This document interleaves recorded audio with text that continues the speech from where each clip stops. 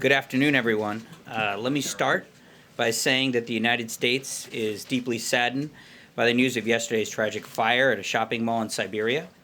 The American people extend our deepest sympathies to the Russian people and the families of those who've lost their lives and were injured in the fire. Separately, as many of you saw, the President ordered the expulsion of dozens of Russian intelligence officers and the closure of the Russian consulate in Seattle.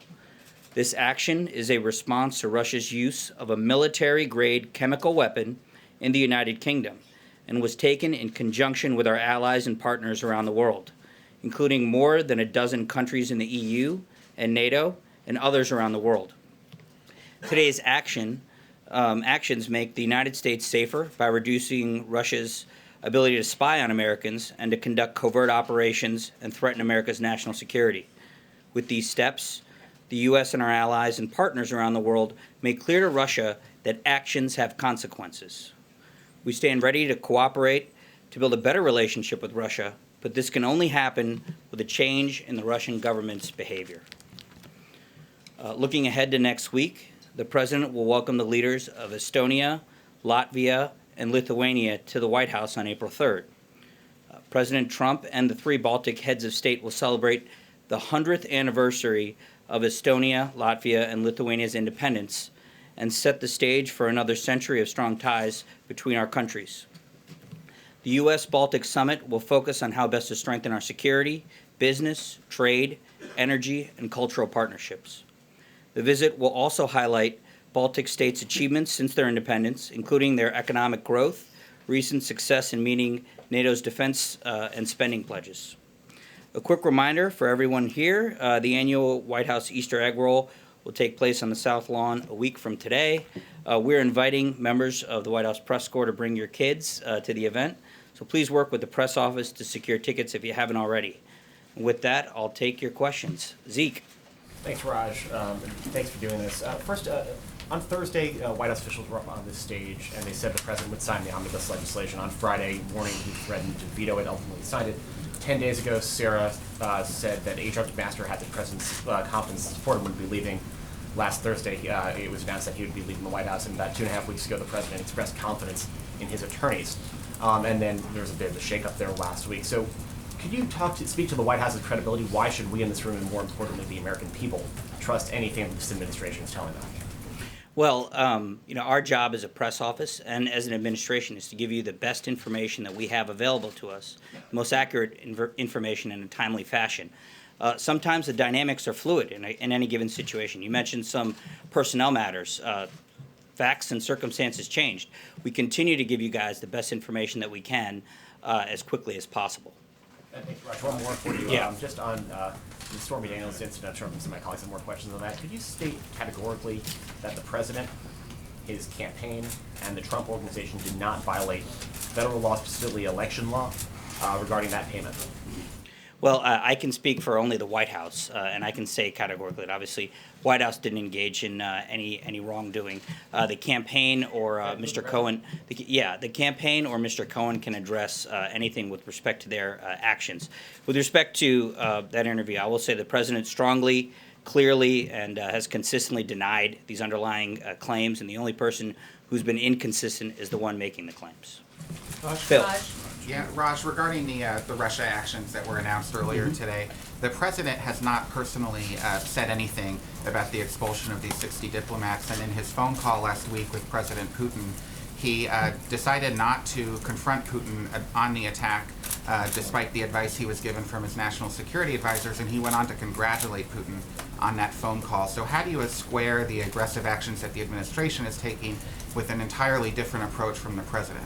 Well, I think, there was a statement coming out from the press secretary on this, and the last sentence basically outlined, our approach to this, which is our relationship with Russia is frankly up to the Russian government and up to Vladimir Putin and others in senior leadership in Russia. We want to have a cooperative relationship. The president wants to work with Russia, but their actions sometimes don't allow that to happen. The poisoning in the UK that has kind of led to today's announcement was a very brazen action. It was a reckless action. It endangered not just two individuals who were poisoned, but many civilians, many innocent civilians. And this is not the type of conduct that the United States or allies can accept. But the president still remains open to working with the Russians on areas of mutual concern, counterterrorism, for example, and others. But that's really up to the Russians to decide. But if the president believes it was a reckless and brazen action, why did he not say so to Putin directly when he spoke with him and had the opportunity to do that? Well, he raised a number of issues, and we did secure with Putin on that call some positive interaction when it comes to nuclear arms. So there were certainly positive developments from that call, and the president will continue diplomacy with Russia and with Putin. But this action by the president is very clear. We're very heartened that it comes in conjunction with over a dozen allies, both in NATO and EU. Raj? Kevin. Thank you, Raj. You mentioned that it was brazen and that it was reckless. Does an attack on the soil of a valued ally rise to the level of an act of war? Is that the administration's policy here? Well, we've been joined at the hip with UK on this matter, with the UK on this matter. We stand firmly with our ally. Again, I'll classify this action as both brazen and reckless, and I don't want to get ahead of anything the president may or may not announce or declare later on. If I could follow up Yeah. very quickly, you mentioned that the president continues to maintain his consistent story, that he did not do what has been alleged by Ms. Daniels. Did he by chance watch the interview last night? Did you ask him about that? I'm not going to get into what the president may or may not have seen. I'll just say that he's consistently denied these allegations. Kristen. Thank you. Was the president aware of a physical threat made against Ms. Daniels when she was with her daughter back in 2011? Well, the president doesn't believe that any of the claims that Ms. Daniels made last night in the interview are accurate. He doesn't believe she was threatened. No, he does not. What's his basis for that, Raj? Sorry? What's his basis for that? Well, he just doesn't believe that, there's nothing to corroborate her claim. And Raj, Yeah. did he have dinner with Michael Cohen at Mar-a-Lago on Saturday? Yeah, I believe he did. Can you Cecilia. give us a readout of that? Did they I don't discuss have the any additional interview with information on it. Stormy Daniels? So if he Cecilia. doesn't believe her claims made in that TV interview, we can deduce he saw it from that. Well, I'm not going to get into what he saw. There were clips of it playing all over in the morning news shows. What I'll just say is that he's denied the accusations that she made last night and has been consistent in doing so. She is not. On the expulsions, 3 weeks passed between the attacks and the expulsions. What took so long? Well, actions like this take time, and we coordinated with, again, over a dozen allies who wanted this to be a joint effort in which the United States is joining both the European Union and NATO allies. And a spokeswoman for the Russian foreign minister is now threatening retaliation against the U.S. and other countries involved in these expulsions. Your response to that? Well, again, we want to work with Russia, but this type of an action cannot be tolerated. The United States is responding to Russia's action, as I called it, brazen and reckless. So this is a U.S. response. We want to work with Russia. The ball's in their court is with respect to how they want to respond. Jim. If you listen to national security experts, diplomatic experts on what happened with Russia, they will say that you have to hit Russia where it hurts. You have to sanction them economically. You have to go after Putin's cronies. You have to go after Putin himself, potentially. Would this president consider sanctioning Vladimir Putin or his cronies to punish him and the Russian government for what happened in the UK and also for meddling in the 2016 election? Well, the United States has issued sanctions on key Russian oligarchs in response to the meddling in the 2016 election. What about Putin himself? So I wouldn't close any doors, or I wouldn't preclude any potential action, but the president doesn't telegraph his moves. And one other question about this weekend. There was this massive march here in Washington, led by the students from Parkland, Florida. The president did not tweet about it. He hasn't really said anything about this. What is the White House response to this, and are the actions that the president signed into law last week, strengthening some of the, background check systems and whatnot we have in this country, is that the end of it? Is the president going to do any more on the gun safety issue? And what about that question that he asked of the Republican lawmakers here, are you afraid of the NRA? Well, look, the president does respect everyone's First Amendment right and wants their voices to be heard. As you mentioned, there were actions that he signed into law on Friday in the omnibus bill. They included over $2 billion in new funding for school safety. He signed into law the Stop School Violence Act, which was actually a priority of the Sandy Hook Promise organization, and the Fix NICS bill, the background check portion that you mentioned. Also on Friday, the Department of Justice announced a new rule which effectively banned the sale of bump stock devices. The president is a strong believer in the Second Amendment, but he does believe other measures could potentially be taken both at the federal and also the state level to improve school safety. He's mentioned hardening schools. He's talked about these extreme risk protective orders that states can engage in. So there's a whole lot of things that could be done. This Wednesday, the School Safety Commission that's chaired by Secretary DeVos will be meeting for the first time, and we hope some fruitful ideas can come from that. Mike. Can you talk a little bit about David Shulkin? Is he going to be fired face-to-face, or is he going to be through the media on Twitter? Can you give us an update on that? I have no personnel announcements to make at this time. Just to follow up on Stormy Daniels, can you explain, Raj, why it's been the president's practice or the practice of those associated with the president to offer compensation to people, to keep them silent? Why would the president do that? Why has he done that or caused others to do that? Well, I would have Michael. You can have Michael Cohen address any specifics regarding this agreement that you're referring to. But look, false charges are settled out of court all the time, and this is nothing outside the ordinary. But why would, in this case, $130,000 be paid to a woman in the days before the election? You're saying that she made false claims, but why then would $130,000 be paid to her? Again, false charges are settled out of court all the time. You have to ask Michael Cohen about the specifics. Does the president have any intention of responding directly himself? You've said that he denies the claims. Why haven't we heard from him? Well, that'll be up to the president. Jen? Thanks, Raj. On North Korea, Bloomberg has reported that Kim Jong-un is in China right now. Does the White House see that as a precursor to talks between President Trump and Kim Jong-un? And has China offered to host that summit?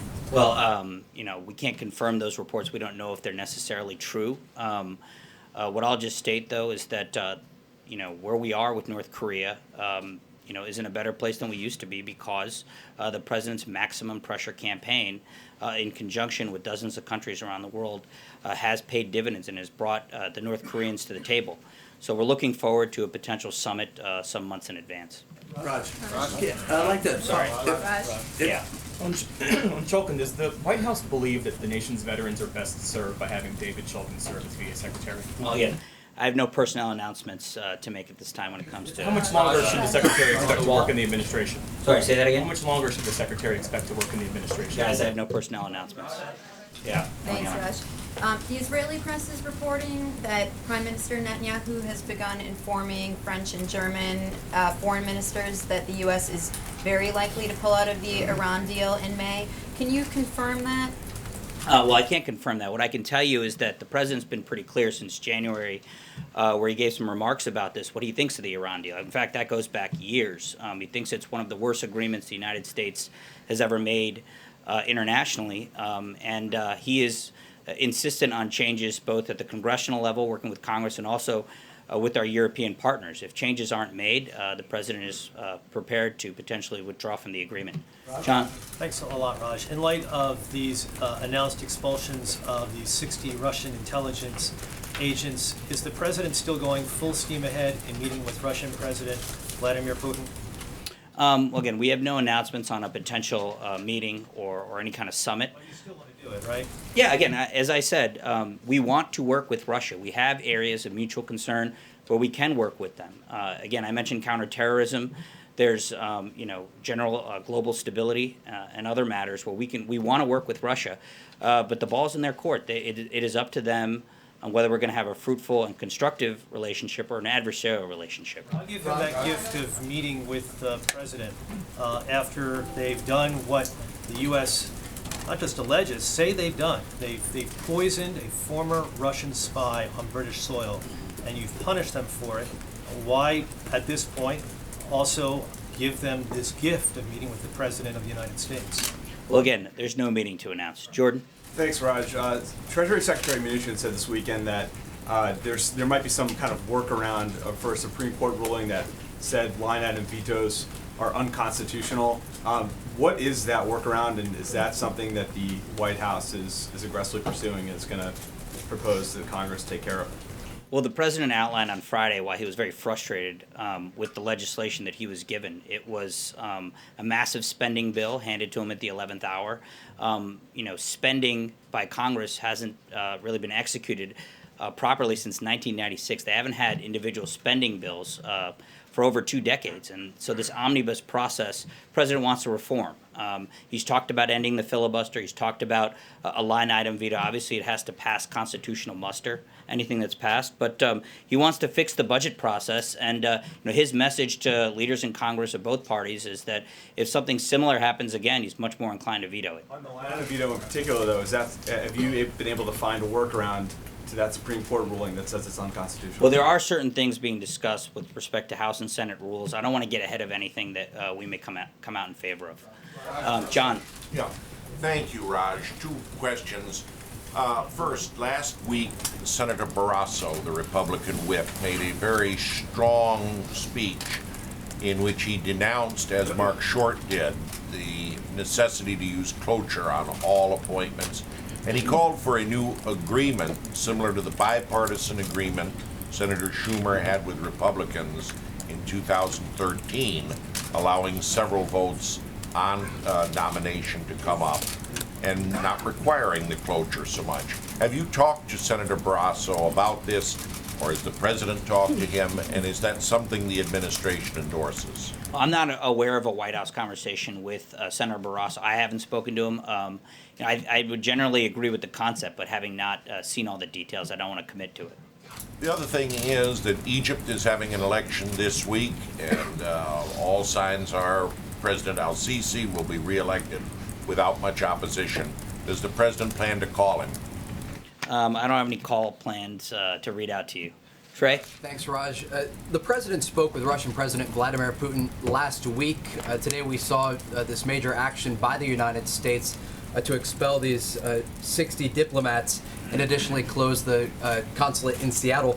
Why did the president not bring up this poisoning of a former Russian spy with President Putin when he spoke with him on the phone? Well, as I mentioned earlier, the president did discuss a range of issues with Vladimir Putin.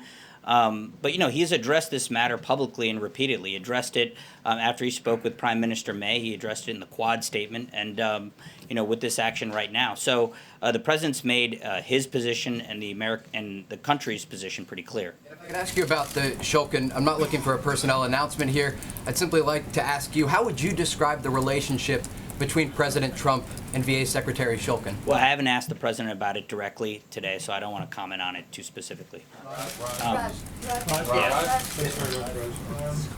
said earlier that the only person who has been inconsistent is the one making these claims, meaning Stormy Daniels. What is she said that's inconsistent? Well, my understanding is that she signed some statements that conflict with what she said last night. Follow up, Raj. There have been a cascade of expulsion announcements sort of around the globe today. I think some 130 diplomats across 18 countries. What was the U.S. role in this, and can you tell us a little bit more about the president's role in what looks like a pretty coordinated effort? Yeah, well, this was a coordinated effort, and the president spoke with many foreign leaders, our European allies and others, and encouraged them to join the United States in this announcement. We think that this is not just an important message to send to the Russian government, but it's also significant in degrading their intelligence capabilities around the world, not just in the United States. The president has come out strongly about the importance that law enforcement play in this country. Has he commented at all about the shooting death of Stephon Clark? He was unarmed, shot by a police officer. A lot of protests happening across the country as a result. I'm not aware of any comments that he has. I haven't asked him about that directly. Obviously, the president cares about any individual who would be harmed, through no fault of their own. I don't know the specifics in that case, and I don't want to comment any further. All right, thanks, folks.